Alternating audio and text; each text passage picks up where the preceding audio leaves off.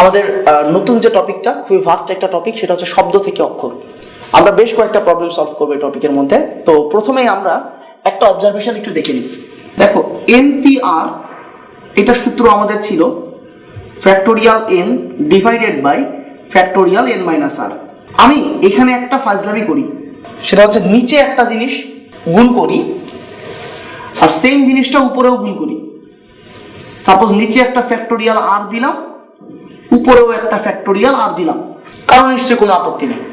কিন্তু এই যে ফরম্যাটটা, এই ফরম্যাটটাকে নিশ্চয়ই আমরা এখন NCR বলতে পারবো।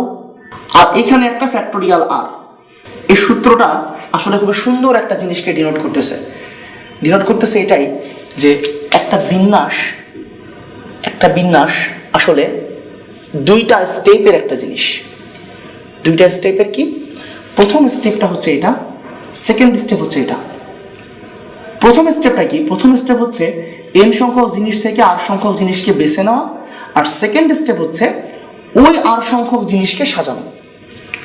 দ্যাট মিনস একটা NPR বা n সংখ্যক জিনিস থেকে r সংখ্যক জিনিসকে নিয়ে সাজানো, এই প্রক্রিয়াটা আসলে দুইটা ভাগে বিভক্ত। একটা ভাগ হচ্ছে প্রথমে n সংখ্যক জিনিস থেকে r সংখ্যক জিনিসকে বেছে নেওয়া, তারপরে ওই r সংখ্যক জিনিসকে সুন্দর করে কি করা? সাজিয়ে ফেলা। তাহলে এখন থেকে আমরা যতবার এই NPR কথাটা শুনবো, আমরা মাথার মধ্যে হিট করব যে আগে এখানে বেছে নিছি, তারপরে সেগুলোকে কি করছি? সাজাইছি। তাহলে আসো এটার অ্যাপ্লিকেশন আমরা একটা অঙ্কের মধ্যে দেখে ফেলি। এটার অ্যাপ্লিকেশন কিরকম হতে পারে? যে আমাদের কাছে 12টা ব্যঞ্জন বর্ণ আছে আর 5টা স্বরবর্ণ আছে। তোমাকে কোশ্চেন করা হলো যে এখান থেকে 3টা ব্যঞ্জন বর্ণ আর 2টা স্বরবর্ণ নিয়ে কয়টা শব্দ গঠন করা যায়। এখন চিন্তা করো, শব্দ গঠন করা মানে কি? শব্দের ক্ষেত্রে কিন্তু অর্ডার ব্যাপারটা ইম্পর্টেন্ট। মানে তোমাকে আমি যদি বলি যে একটা হচ্ছে আব্বা আর একটা হচ্ছে বাবা, এই দুইটা শব্দ বেসিক্যালি একই শব্দ কিন্তু না। যেহেতু এটা শব্দ, তাহলে অর্ডার চেঞ্জ করলে শব্দও চেঞ্জ হয়ে যাবে। তো আমি কোশ্চেন করতেছি যে তুমি এখানে কয়টা শব্দ গঠন করতে পারবা। মানে ব্যাপারটা কিন্তু আর শুধু সমাবেশের মধ্যে নাই, ব্যাপারটা কোথায় চলে গেছে? বিন্যাসের মধ্যে চলে গেছে। তাহলে এখন দেখো তোমার কাছে ব্যঞ্জন বর্ণ টোটালি ছিল কয়টা? 12টা। লাগবে কয়টা? 3টা। তাহলে 12টার থেকে 3টাকে বেছে নিতে পারো কত উপায়? 12C3। স্বরবর্ণ ছিল 5টা, লাগবে 2টা, তাহলে সেখান থেকে কত হবে? 5C2। তাহলে দেখো প্রথম স্টেপের কাজ শেষ। প্রথম স্টেপ কি বলেছিলাম? বেছে নেওয়া। আমাদের বেছে নেওয়ার কাজ শেষ। তারপরের স্টেপ হচ্ছে যাদেরকে বেছে নিছি তাদেরকে আমরা কি করব? সাজাবো। এখন টোটালি আমরা বেছে নিছিলাম কয়টাকে বলতো? 3 আর 2 5টাকে। 5টাকে কত উপায় সাজাতে পারি? ফ্যাক্টোরিয়াল 5। That's the answer. সাথে সাথে আমরা আরেকটা एग्जांपल দেখে ফেলি। এটা খুবই পপুলার একটা एग्जांपल। তোমাকে বলা হলো যে 420 জন নর্তকী হতে 7 জন তোমাকে ঘিরে কত উপায়ে নাচতে পারে। 420 জন নর্তকী হতে 7 জন তোমাকে ঘিরে কত উপায়ে নাচতে পারে। এখন একটু খেয়াল করে দেখো, আমরা সলিউশনের মধ্যে চলে যাই। সলিউশনটা কি রকম? সলিউশনটা হচ্ছে যে প্রথমত 420 জনের মধ্য থেকে সবাইকে নিশ্চয়ই তোমার পছন্দ না। তুমি 420 জন থেকে বেছে বেছে তোমার পছন্দ মতো কজনকে বেছে নিবা? 7 জনকে। তাহলে দেখো ভাইয়া, প্রথম স্টেপ কি? সমাবেশ। 420 জন থেকে 7 জনকে বেছে নিছো। তারপরে যেই 7 জনকে বেছে নিছো সেই 7 জনকে তুমি কি করবা? নাচাবা। কিন্তু নাচবে কিভাবে বলো তো? তোমাকে ঘিরে। গত ক্লাসে বলছিলাম যে তুমি দাঁড়ায় আছো, তোমাকে ঘিরে যদি কেউ বসে থাকে বা নাচতে থাকে, ওই ব্যাপারটা কি? অনেকটা গোল টেবিলের মতো না দেখতে? আর গোল টেবিলের ক্ষেত্রে বিন্যাস সংখ্যা কি হয়? n সংখ্যকের জন্য ফ্যাক্টোরিয়াল n-1, তাহলে 7 জনের জন্য ফ্যাক্টোরিয়াল 7-1। এটা হচ্ছে आंसर। এখানেও দেখো দুইটা স্টেপ ছিল, সমাবেশ স্টেপ, বিন্যাস স্টেপ। এবার আমরা করব ডিগ্রি আর থিসিসের অঙ্ক। অঙ্কের নাম কেন ডিগ্রি আর থিসিস দেওয়া হচ্ছে? সবাই আসলে এটাকে ডিগ্রি আর থিসিস অঙ্ক নামেই চেনে। আর আমরা খুব কমন যে বইটা আসলে ফলো করি, সেই বইয়ের মধ্যে দুইটা एग्जांपल আছে। একটা হচ্ছে ডিগ্রি ওয়ার্ডটা দিয়ে আর একটা হচ্ছে থিসিস ওয়ার্ডটা দিয়ে। সবাই যেহেতু এটাকে এই নামেই চেনে, আমরা এখানে এই নামেই দিয়ে দিলাম, এই নামই তাদেরকে দিয়ে দিলাম। তো এখন কোশ্চেনটা আসলে কি? কোশ্চেনটা হচ্ছে ডিগ্রি শব্দটির অক্ষরগুলি থেকে 4টিকে কতভাবে বাছাই করা যায়। কোশ্চেনটা হচ্ছে শুধুমাত্র বাছাই। তার মানে এখানে আমাদের বিন্যাস রিলেটেড না। আমরা বলেছিলাম শুধু বাছাই করা কথাটার মানে হচ্ছে সমাবেশ। আর বিন্যাস মানে হচ্ছে সাজানো। তাহলে এখানে শুধুমাত্র সমাবেশের কথা বলছে যে চারটাকে কতভাবে বেছে নেওয়া যায়। থিসিসের কথাও সেম, যে থিসিস শব্দটির অক্ষরগুলি থেকে চারটিকে কতভাবে বাছাই করা যায়। তো দুইটা অঙ্কেরই আমরা সলিউশনের মধ্যে যাব, বাট সলিউশনের মধ্যে যাওয়ার আগে আমরা ছোট্ট একটা আইডিয়া এখানে কোণার মধ্যে শিখে ফেলি। আইডিয়াটা হচ্ছে, মনে করো তোমার সামনে একটা মিষ্টির প্যাকেট আছে, তার মধ্যে টোটালি 100টা মিষ্টি আছে। মিষ্টির প্যাকেট এবং 100টা মিষ্টি, এবং সবগুলা মিষ্টি দেখতে একই রকম, খেতে একই রকম। সবগুলা মিষ্টি দেখতে একই রকম, খেতে একই রকম, তাদের আকার আয়তন সবকিছু সেম। তাহলে আমি কি বলতে পারি না যে এখানে যে 100টা মিষ্টি আছে সবগুলা মিষ্টি আসলে একই মিষ্টি, কোনোটা থেকে ডিফারেন্ট না? তাহলে একটা মিষ্টি খাওয়া যে কথা, ওইটা বাদ দিয়ে আর একটা খাওয়া কি ডিফারেন্ট কথা নাকি একই কথা? একই কথা, কারণ সবগুলো একই রকম। ওকে, তাহলে এখন আমি তোমাকে বললাম যে তাহলে ওই 100টা মিষ্টি থেকে একটা মিষ্টি তুমি কত উপায় খেতে পারো। তুমি যদি আমার মতো যথেষ্ট বোকা হও, তুমি কি করবা, সরাসরি আনসার দিবা যে ভাইয়া 100C1 মানে 100 উপায় আমি খেতে পারি। তা কিন্তু না। তার কারণ তুমি এই মিষ্টিটা খাইলা, আবার এই মিষ্টিটা খাইলা, এই মিষ্টিটা খাইলা, তুমি যে আনসারটা দিছো সেই আনসারে বেসিক্যালি এই সবগুলা কেসকে আলাদা আলাদা কেস হিসাবে দেখা হচ্ছে। তো এটা খাওয়া একটা কেস, এটা খাওয়া একটা কেস, এটা খাওয়া একটা কেস, এটা খাওয়া একটা কেস। তাহলে এরকম মোটমাট কয়টা কেস হতে পারে? 100টা কেস হতে পারে। তাই তুমি আমাকে আনসার দিচ্ছ কি 100। কিন্তু আগেই তোমাকে আমি কনভিন্স করে নিছি কিন্তু যে একটা খাওয়া আর পাশেরটা খাওয়া বা তার পাশেরটা খাওয়া আসলে কি একই কেস নাকি ডিফারেন্ট কেস? একই কেস।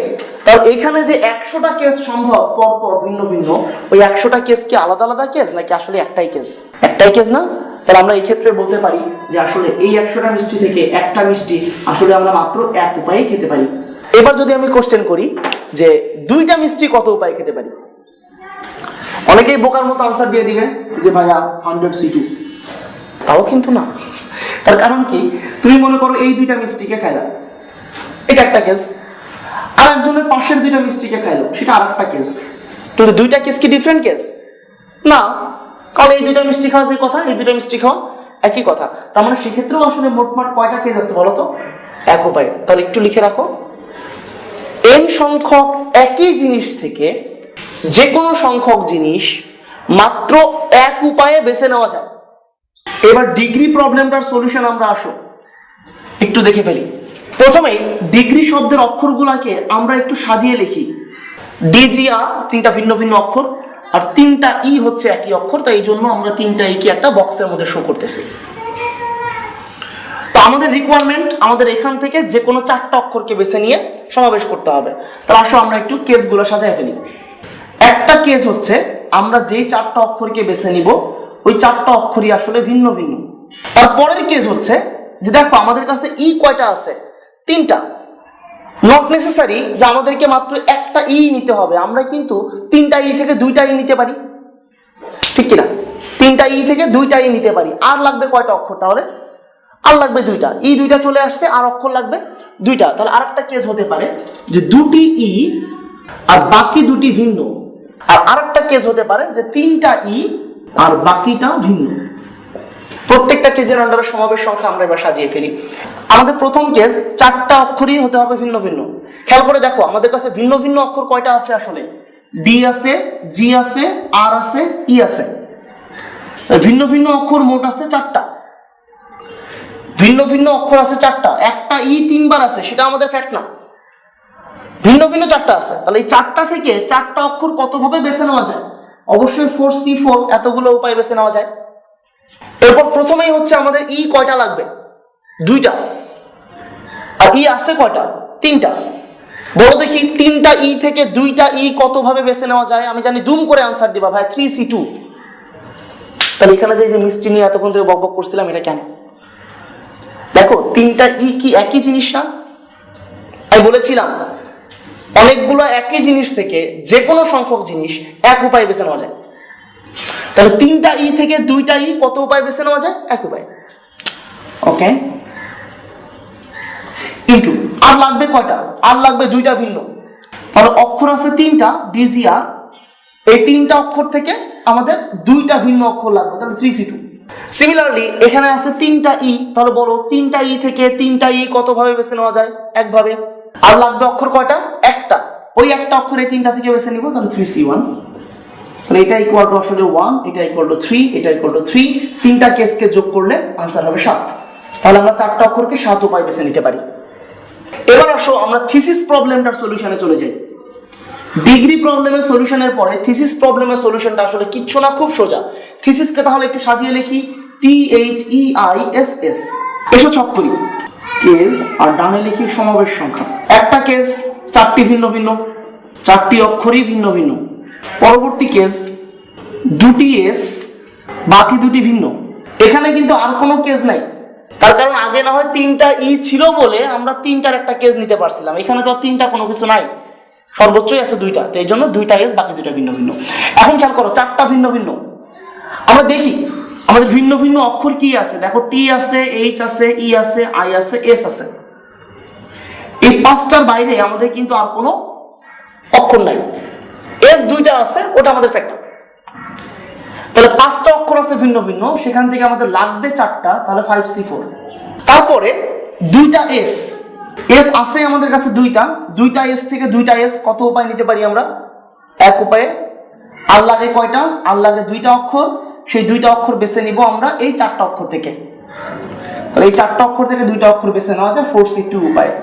এটা ইকুয়াল টু 5, এটা ইকুয়াল টু 6, 2টাকে যোগ করলে 11, তাহলে এটাই হচ্ছে আনসার। 11 উপায়ে টোটাল 4টা অক্ষরকে বেছে নেওয়া যায়।